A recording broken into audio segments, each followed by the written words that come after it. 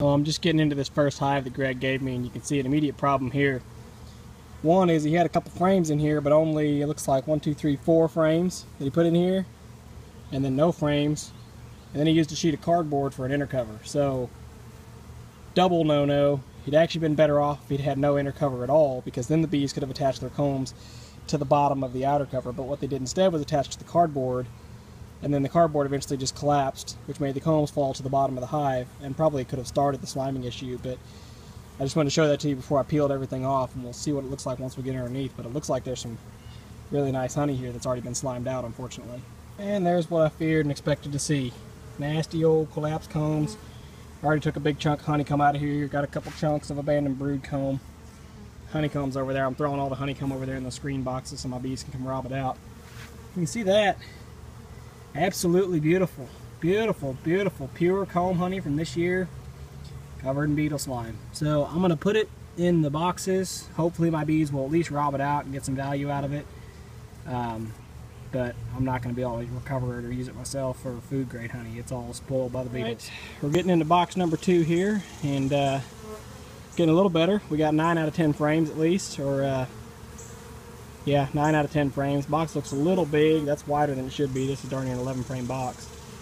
Had another cardboard inner cover on. You can tell all the propolis here between each frames is how they were trying to seal up that cardboard, or seal down that cardboard, if you will. You know, the whole purpose of an inner cover is for proper bee space. That's what it's for. And at least in my opinion, to keep the bees from gluing the lid to the frames. So this cardboard worked to keep the bees from gluing the lid to the frames, but it didn't work for proper bee space, so that's why they propolized the crap out of it. But anyway, this colony doesn't look slime, just from what I can see here. Hopefully all 9 of these frames are drawn well on foundation. Looking down from the top, from what I can see, it looks like they are. So hopefully I can move 9 frames that are real good, and then I'll just kind of clean up what's left of the honey mess here and have at least one good colony out of it. Well, hive number 2 has been a lot better, a lot bigger, a lot healthier, not slimed out at least. And it had 9 frames, and now I'm left with just this kind of double chunk, random honeycomb on the side here I'm trying to cut out. I'm actually going to try to salvage it because it looks like good, clean, pure honeycomb. Try to salvage it for some comb honey. I've been kind of looking for the queen as I move frames, not really searching hard, but looking for her as best I could while I dug through the rubble. Bees seem pretty stuck in this box, so I imagine she's still in here somewhere. But I've got my queen excluder set on top of that one, so every now and then I just give me a handful of bees and move them over, and I'm looking for her. But if I don't find her and I end up dumping out the box, I'm not too concerned. But you know, it's always fun to find her and mark her if I find her. The hive was pretty darn near honeybound. They had just 2 to 3 frames of brood here. This was all honey. 2 to 3 frames of brood, and then the rest is all honey. So got a lot of honey in here, which is good. I'm going to repurpose that probably to a couple of my other hives. Since this one's so big, I think they'll do just fine to replace it before winter comes. Put a frame, put a frame in each mating nook or something like that. So anyway, yeah, this one was worth the effort, I suppose. Well, there's the queen from that hive, hive number 2 that I've gone through. It's taken me about an hour to move all the frames and cut out all that honeycomb and then try to move all the bees, but there she is. Good looking girl. She's big, and these bees are awesome. They're nice bees considering all what I'm putting them through right now, moving frames and dumping boxes and beating on things. I've got on well, shorts and Crocs and a t-shirt, just my veil to protect my moneymaker, but nice bees. I'm happy to have them. So I'm going to get her marked and get her released back in the hive and get this cleaned up. Well, that's it. Second hive is done. Or third hive is done, I should say. Third hive. The first one was slimed out. The second one was the 9 out of 10 frames, which is set up over there now. This one was 10 out of 10 frames. Looked good. Everything was nice.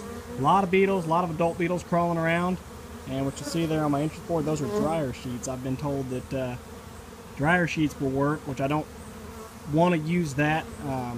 I don't think that fits in my treatment-free program, especially not these, because these are just tied dryer sheets from the house. But I got to do something. These hives are loaded with beetles, and I'm afraid if I don't do something, they're going to get slimed out. So because these 2 are kind of new and they're isolated, they're not part of my main bee yard's over there behind the garden. So I know that these are kind of in isolation, which obviously they can get rid of my other bees. But anyway, I'm monitoring them. They're transient. I'm not taking any honey or anything off of them. So I want to see if this dryer sheet idea works.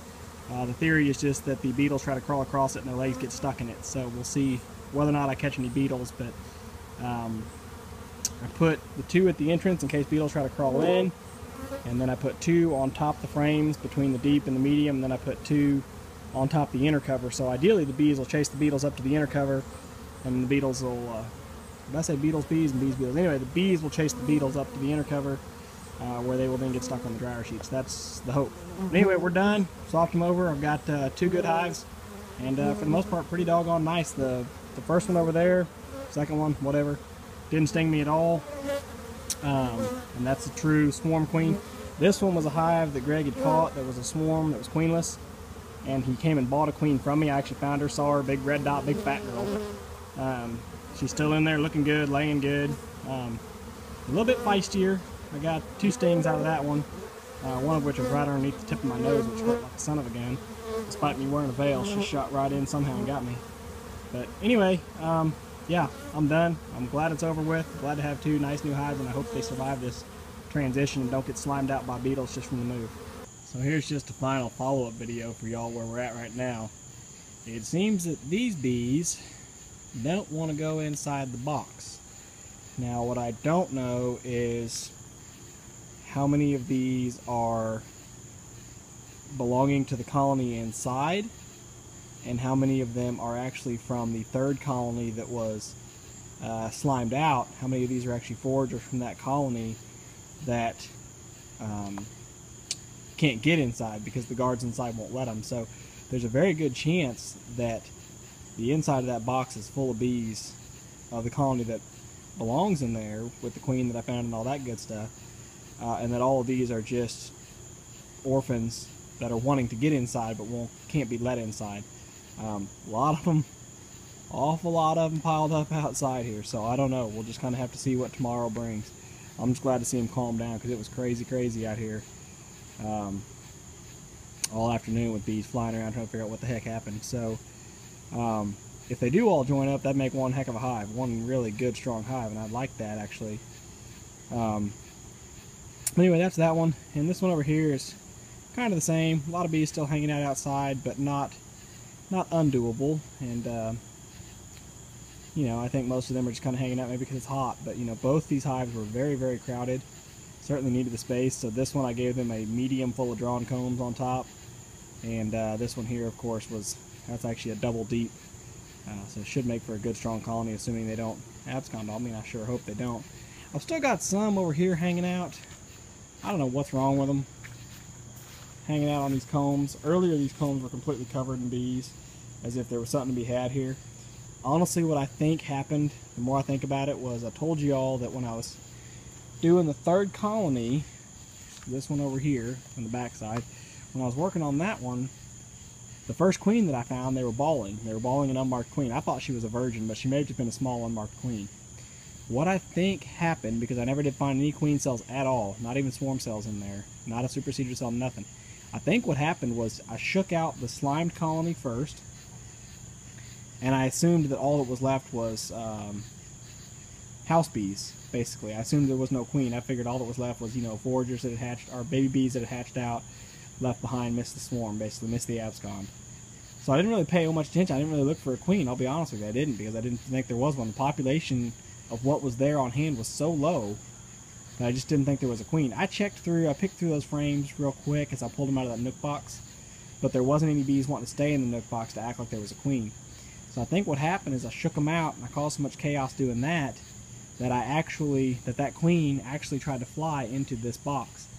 And that's why she got balled and killed, obviously, because she wasn't the right queen, because I found the appropriate queen. I've got a bee crawling up my leg, and that always makes me a little nervous. Because, yeah, I found the appropriate marked queen, the one that I knew was in there. Greg told me she was in there. She's the queen that he bought from me. She was in there, and she was doing fine. The bees killed the intruder. This hive, of course, I found the queen. She was unmarked because she's a swarm queen, but I went ahead and marked her. So, like I said, I just want to give you a little wrap-up, kind of how we stand. I'm going to keep a close eye on these hives over the next couple of days and make sure that they survive this transition just fine. They don't get slimed out. And, man, I hope those dryer sheets do some good to kind of purge some of these beetles, because they were just crawling. But I got bees flying at my light now, so I got to go.